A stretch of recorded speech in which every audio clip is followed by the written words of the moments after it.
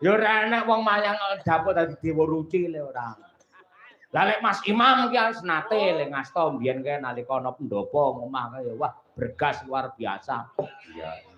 Klasik le mayang bagian songo sing enem lak Mas Ajimas. Songo menyura ki Mas Imam jejer songo onang-onang. Ayo. Ora suwuk-suwuk mergo dalange ora kena digugah. Wandamu ora nggih. Monggo Mbak ya. Seni lan kabudayane ati luput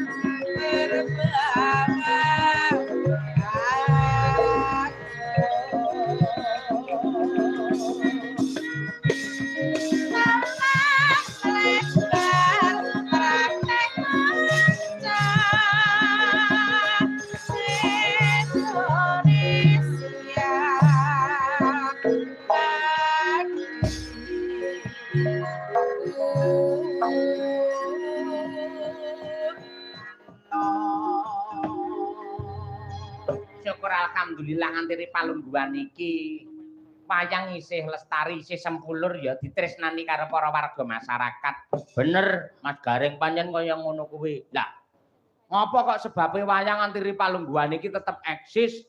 Ora mung perkara senimane sing hebat untuk berkarya dan berkreasi ning uga didukung karo masyarakate selaku penonton wayang lan uga penanggap wayang. Dene ingkang angka 3 ya kuwi didukung utawa diayomi karo pemerintah lan aparat negara. Kuwi satu paket sing ora bisa dipisahke antarane seniman, masyarakat karo pejabat negara. Ngono. Heeh. Lah mula ya yen pancen sing jenenge wayang eksis kanthi palungguhan iki ya dhewe mbutuhake pengayoman saka perangkat. Aja nganti iki mengko iki kabudayane dhewe. Iki tinggalane para leluhure dhewe banjur malah ngejak-jakan dirusak karo bangsane dhewe. Sing jenenge seniman tetep mbutuhake pengayoman saka pejabat lan aparat. Aja nganti sing jenenge kaya lakon sing wis wingi-wingi kuwi sing jenenge wayang nganti diurak-arik karo penonton, didekne karo penonton, sing jenenge tontonan campursari nganti sing ngendang dandut dikepruk sirahe ngangge kursi didak-idak wong pirang-pirang aja nganti. Lah mula kang mangkono antarane senimane, masyarakate lan uga pejabate lan aparate kudu manunggal tetunggalan lan duwe rasa rumangsa lamun to sing jenenge budaya ki darbeke awake dhewe.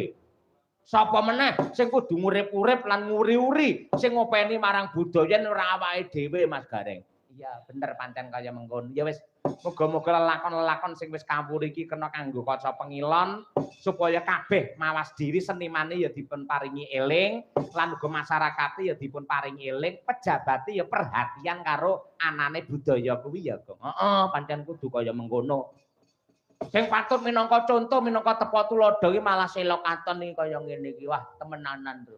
Aku dadi wong Karanganyar melu seneng, melu bangga nonton kahanan sing becike kaya ngene. Warga masyarakate do guyub rukun wiwit saka perangkat, nyatane ya kabeh cancut gumregut anggene kepengin bangun karo desane, ora kanggo diri pribadi ning kanggo kemajuane wong sak desa. Sing tegese kabeh para warga ki ngiwakake kebutuhane pribadi, nengenake kebutuhane wong akeh kanggo srana njunjung harkat martabate kampung utawa desa utawa dusun kanggo nyembuh marang kawibawane nusa bangsa ya kuwi NKRI yang tercinta. Iya, iya bener. Heeh, ngono kuwi. Mula ya aku sak kanca wiwit esuk mau sowan komplit mapan ana ning kene tradisine Kyai Gondang Rejo ki lek wayangan mesti awan bengi ngene iki. Ah, Pak. Heeh, ngono kuwi malah sing dianggep sakral, sing penting ya malah sing awan kuwi yen bengi mung kari panglipur karo cegalek ngono ae. Oh iya. Mula gandeng awake dhewe dipercaya karo Kyai Gondang Rejo ya ngaturake semaksimal mungkin sak bisa-bisane klungsu-klungsu nderek udu. Heeh. Terus ya sing kepareng rawuh isih ana Gong. Heeh. Enek wilayah iki ketoke sore sak lapangan kebek bareng yaine resik ngono enek.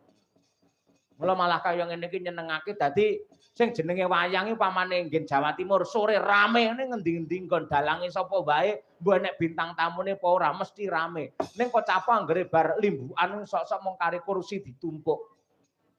Awake dhewe ya matur nuwun parandene isih ditresnani karo piyayi ing laladan Sela Katon.